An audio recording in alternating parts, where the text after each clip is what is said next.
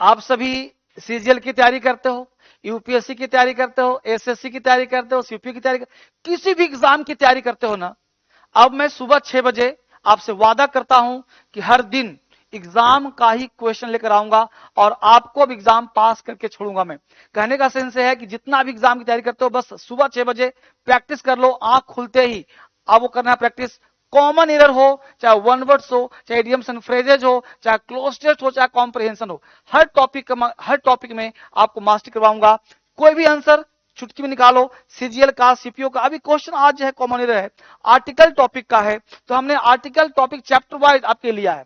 अब देखो क्वेश्चन पढ़ना, ऑथर मेंशन्ड दैट। अब क्वेश्चन पढ़ना है, मेरे साथ लगाना है आंसर और मेरे साथ दोहराना है, पढ़ना आपको। अगर आप सीखना चाहते हो ना तो मेरे साथ क्वेश्चन को पढ़ो और पढ़ने की आदत बना दो और देखो आंसर कैसे आता है। The author mentioned that there were many people who were deprived of a minimum basic facilities. अब देखिए क्या करता है, ऑथर मेंशन दैट। तो आर्टिकल अगर ढूंढना है ना तो आपको ढूंढना है कि आर्टिकल कहां कहां लगा है, कहां पे आर्टिकल लगेगा, कहां पे आर्टिकल नहीं लगेगा। तो द ऑथर, अब ऑथर निश्चित है तो द लगा है, बिल्कुल सही काम किया है ना। Mention that there were many people who were deprived of a minimum basic, यानी किसी को मिनिमम बेसिक फैसिलिटी मिल रहा है तो निश्चित है वो ए नहीं लगा के यहां पे द का प्रयोग किया जाएगा। द मिनिमम बेसिक फैसिलिटीज, मतलब उसको कम से कम बेसिक फैसिलिटीज दिया जा रहा है। तो इस तरह से आंसर यहां पे हम लोग लगाए कौन सा, सी आंसर, जो कि मिनिमम से पहले द का प्रयोग होना चाहिए था। अगला क्वेश्चन क्या कहता है, हैविंग फिनिश्ड, यानी यह स्ट्रक्चर पता क्या है, हैविंग प्लस V3, जिसे बोलते हो ना खाना खाने के बाद वह पढ़ने गया। Having taken his meal he went to read, ठीक है, मैं नाश्ता करने के बाद ऑफिस आया, यानी having taken my breakfast I came to my coaching, है ना। तो हैविंग फिनिश्ड हिज ब्रेकफास्ट, खाना खाने के बाद, ब्रेकफास्ट करने के बाद, ही रश्ड, सिंपल पास हो गया, क्विकली टू स्टेशन। तो टू स्टेशन नहीं, टू द स्टेशन। स्टेशन हो, सिनेमा घर हो, इन सबसे पहले आर्टिकल द का प्रयोग करते हैं। Article the is used before station, cinema, theatre, hotels, उन सबके पहले आर्टिकल द का प्रयोग किया जाता है। तो having finished his breakfast he rushed quickly, इसका स्ट्रक्चर पता क्या होता है, having plus V3 plus other word, comma लगाएंगे, S plus V2 plus other word, ये इसका स्ट्रक्चर होता है लिखने का और बोलने का। ये सारे एग्जाम में प्रीवियस ईयर पूछे हुए हैं, ये जितने भी हैं 2024 तक, सीजीएल में 2024 तक क्वेश्चन मैं दे रहा हूं। 18 का है, 16 का है, 20 का है, 22 का है, ये सारे क्वेश्चन है ऑनलाइन पेपर का। तो इसको पढ़ने का प्रयास क्या करेंगे, टू द स्टेशन। अगला क्वेश्चन कहता है the child had been a deaf.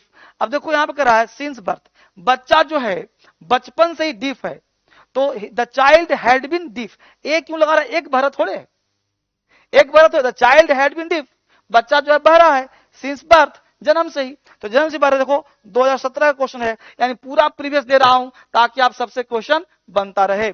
आप मेरे साथ क्वेश्चन बनाइए, 3-4 नंबर देखिए question. In science the credit goes to a man who convinces to the world, not to the man to whom the idea first occurs. अब क्या करा, in science the credit goes to a man, credit goes to a man नहीं, credit goes to the man. क्यों भाई, क्योंकि in science the credit goes to man, यानी कोई भी निश्चित चीज हो ना तो निश्चितता के लिए बोध होता है। तो in science credit goes to the man who convinces, तो निश्चित बनाने के लिए हम आर्टिकल द का प्रयोग करते हैं। आप भी आंसर मेरे साथ करो तब मजा आएगा। अब देखो ये सब पढ़ना है, ये सब क्वेश्चन आपसे नहीं बन रहा है, यहां देखो बनाओ इसको, it is only after the war is over that people realise how bad it was. इसको आप बना दोगे, मुझे बनाओ।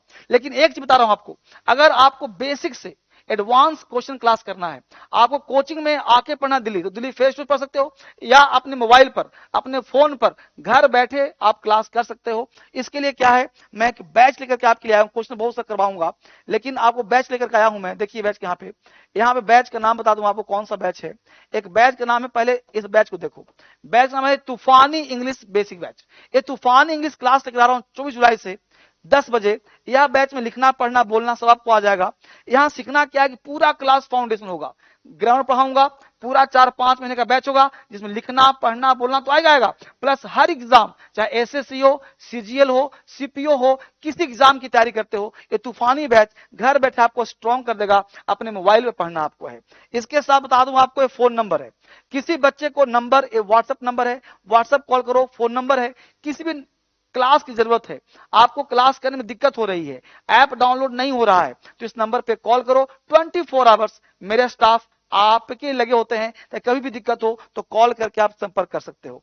ठीक है, इसके साथ एबीसी से कंप्लीट बैच चाहते हो कि हम बेसिक, मेरा बहुत कमजोर है सर, हम एबीसीडी भी नहीं आता, तो हमने आपके लिए 30 क्लास, देखो होते ना 30 वीडियोस हमने एबीसी से बनाया है कि जिन बच्चों को बेसिक कमजोर है वो एबीसी पढ़ेगा, और plus 130 concept plus tricks video दिया हूं, यानी 160 क्लास दिया गया है। पूरा फाउंडेशन बैच का 1 ईयर तक वैलिडिटी है, जितना मन करे उतना पढ़ो, कोई दिक्कत हो मेरे से बात करो।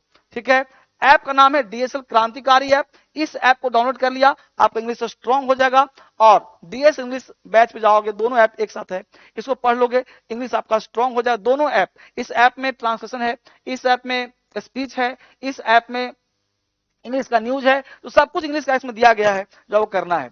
ठीक है, सारे किताब पर 50% का डिस्काउंट।